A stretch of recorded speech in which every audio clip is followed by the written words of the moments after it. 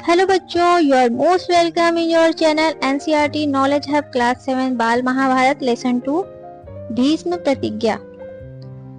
शांतनु का समय देवव्रत के साथ आनंद में बीत रहा था, यानी हैप्पीली बीत रहा था। जब गंगा माँ ने उन्हें उनका पुत्र देवव्रत दे दिया, उसके साथ शांतनु अपने राज्य में अच्छे से अपनी लाइफ जी रहे थे। किसी प्रकार का कोई कष्ट नहीं था, कोई प्रॉब्लम नहीं थी। एक बार शांतनु नदी के किनारे शिकार करने, आखेट करने के लिए गए।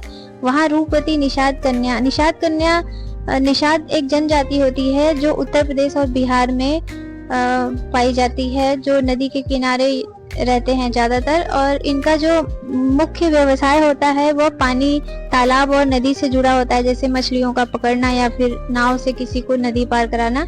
उनकी कन्या थी रूपवती। उनको देखकर उनके मन में विवाह की इच्छा जाग उठी। निषाद कन्या का नाम सत्यवती था। वो जो निषाद कन्या थी उनका नाम सत्यवती था। शांतनु ने उनसे विवाह यानी शादी करने का प्रस्ताव रखा। सत्यवती के पिता के सामने रखा यह प्रस्ताव विवाह के लिए। सत्यवती के पिता मान तो गए, पर उन्होंने एक शर्त रखी।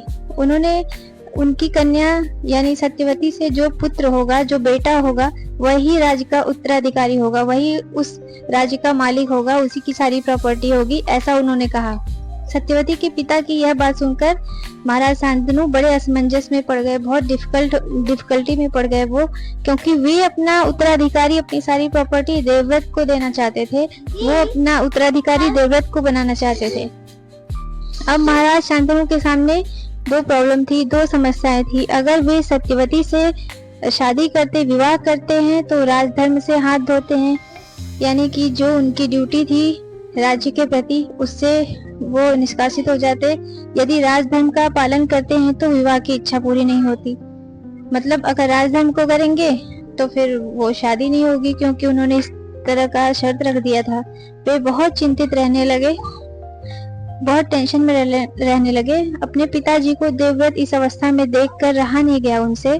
देवव्रत रह नहीं पाए तो उन्होंने पिताजी से अपने दुख का कारण पूछा, तो उन्होंने बताया और उनको प्रॉब्लम पता चलते ही वो निषाद के पास चले गए। उन्होंने निषाद से साफ साफ शब्दों में कहा, आप निश्चिंत होकर अपनी कन्या का विवाह महाराज शांतनु से कर दें। मैं राज्य से अपना अधिकार छोड़ता हूँ। बोले कि मैं प्रॉपर्टी नहीं लूंगा, मैं राज्य छोड़ दूंगा। आप अपनी पुत्री का विवाह महाराज शांतनु से कर दीजिए। आपकी कन्या का जो भी पुत्र होगा, जो भी बेटा होगा, वही इस राज्य का उत्तराधिकारी होगा, उसी की सारी प्रॉपर्टी होगी।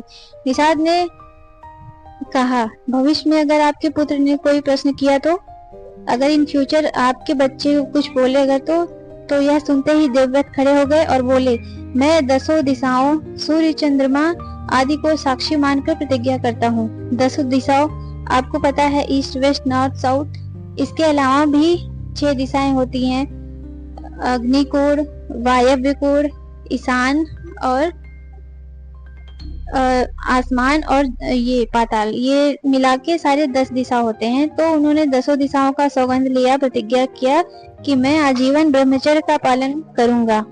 पूरी आजीवन मतलब पूरे जीवन भर वो शादी नहीं करेंगे, ब्रह्मचर्य का पालन करेंगे। इस समय उन्होंने ये प्रतिज्ञा लिया। इसी वजह से उनको भीष्म भी कहा जाता है, क्योंकि उन्होंने भीषण प्रतिज्ञा ली थी। भीषण मतलब बहुत ही हार्ड। देवव्रत की इस भीषण प्रतिज्ञा से पृथ्वी डोलने लगी। देवताओं ने फूल बरसाए उनके ऊपर और सत्यवती की आंखों से खुशी के अश्रु बहने लगे, मतलब उनकी आंखों से खुशी के आंसू बहने लगे। इसी भीषण प्रतिज्ञा, भीषण मतलब हार्ड, वेरी हार्ड प्रतिज्ञा के कारण ही देवव्रत को भीष्म कहा जाने लगा। बच्चों ये ध्यान दीजिएगा, भीषण प्रतिज्ञा के कारण ही देवव्रत को भीष्म कहा जाने लगा। वो भीषण प्रतिज्ञा क्या थी? आजीवन ब्रह्मचर्य का पालन करूंगा, उन्होंने ऐसा कहा था। ठीक है। सत्यवती का विवाह महाराज शांतनु से हो गया। सत्यवती हस्तिनापुर की पट्टानी बन गई, वो वहाँ की रानी बन गई। परंतु भीष्म की प्रतिज्ञा दोनों के हृदय में शूल के समान मतलब कांटे के समान चुभती रहती थी। समय बीतता चला गया, सभी कुछ बदल गया। देखते ही देखते सत्यवती ने 2 पुत्रों को जन्म दिया। सत्यवती के 2 पुत्र हुए, उनका नाम चित्रांगद और वीर्य पड़ा। परंतु शांतनु पुत्र सुख का आनंद नहीं ले सके।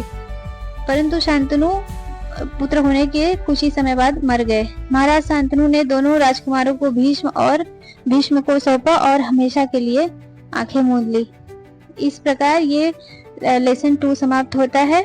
महाराज शांतनु की पत्नी सत्यवती से 2 पुत्र हुए, चित्रांगद और विचित्रवीर। ओके बच्चों, ओके, इसको अच्छे से पढ़िए और याद कर लीजिए।